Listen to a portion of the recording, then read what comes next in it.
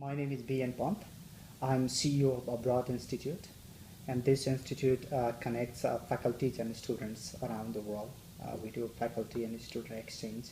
Also, we inform a student to different international countries about US studies and all those things. And we have operations in India, Nepal, China, and around the world. So we are very much glad to have you in this small interview. So please introduce yourself. Sure. I'm Fred Slabach. I'm the president of Texas Wesleyan University. We're a regional university here in the United States in North Texas, and we're very proud of the diverse student population we have, including many international students. All right. So could you slightly briefly tell about the history of this university? Sure. We are 124 years old. We were founded in 1890. The original name of the school was Polytechnic College, which just means many arts and sciences. The name was changed to Texas Wesleyan some time ago. We have about 2,400 students total population, about 1,900 students at the undergraduate level, and then about 500 students at the graduate level. In the graduate programs, we have a Master's in Business Administration, an MBA, which just received the AACSB accreditation, which is the highest level of accreditation in the world. Only 5% of all schools of business in the world have AACSB accreditation. We also have graduate programs in education, both master's and a doctoral program.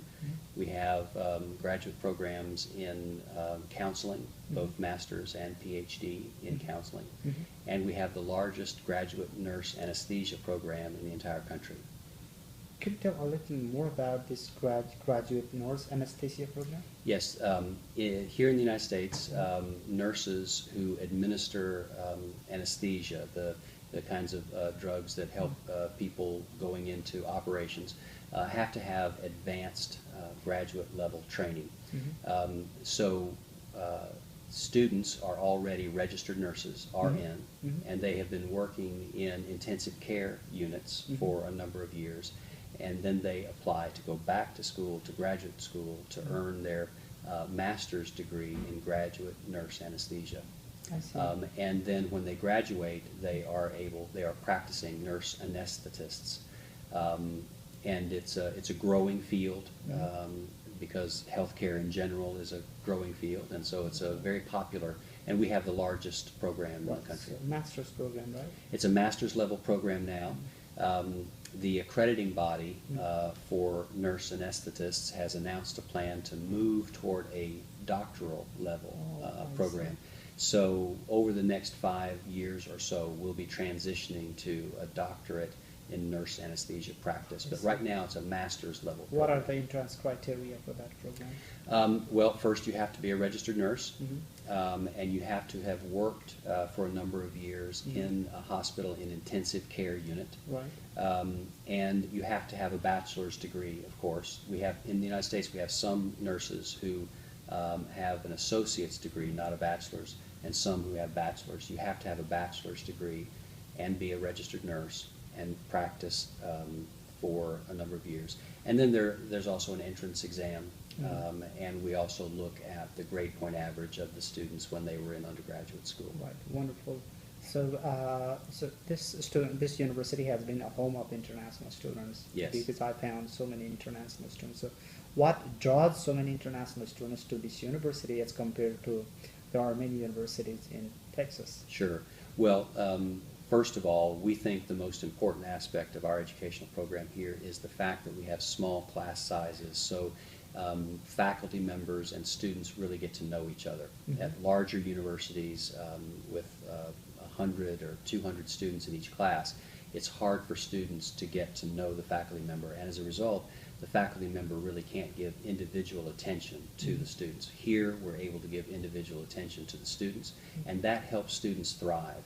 And I think especially for students for whom English is a second language, it's very helpful to have small class sizes so that the professors can give individualized attention to the students.